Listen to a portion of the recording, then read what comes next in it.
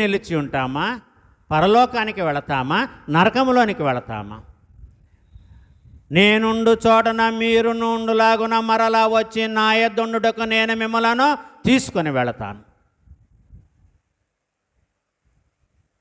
యేసయ్య చేసినటువంటి వాగ్దానము.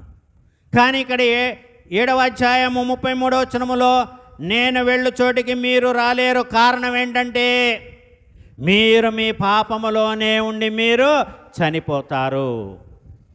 కానీ శిష్యులతో మాట అనలా, నేను వస్తాను, నేను మిమ్మల్ని తీసుకొని వెళతాను. నిలిచి ఉంటామా, పరలోకానికి వెళతామా, నరకములోనికి వెళతామా? నేనుండు చోటన మీరు నుండులాగున మరలా వచ్చి నా యొద్దుండుటకు నేను మిమ్మలను తీసుకొని వెళతాను. యేసయ్య చేసినటువంటి వాగ్దానము.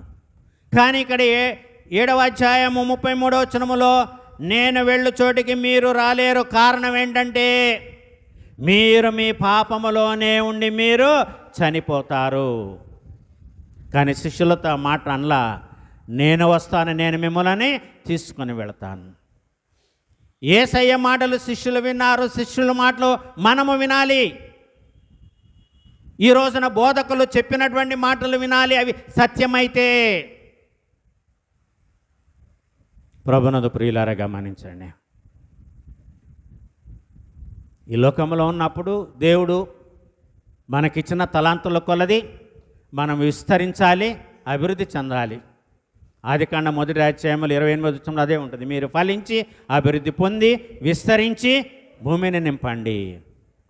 ఒకళ్ళుగా ఉండమని దేవుడు చెప్పాల. సృష్టికర్త అయినటువంటి దేవుడు మల్టిప్లై అన్నాడు, ఎక్స్పాన్షన్ గురించి మాట్లాడాడు, విస్తరణ.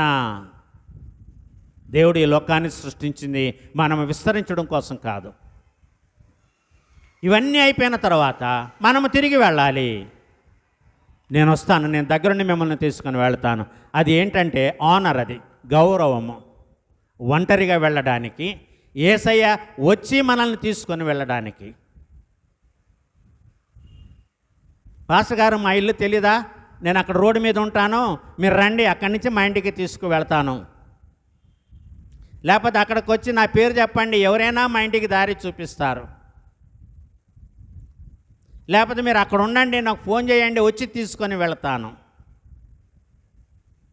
యేసయ్య ఏమంటున్నాడంటే నేనే వస్తాను. Personally I attend myself to accompany you into my father's dwelling.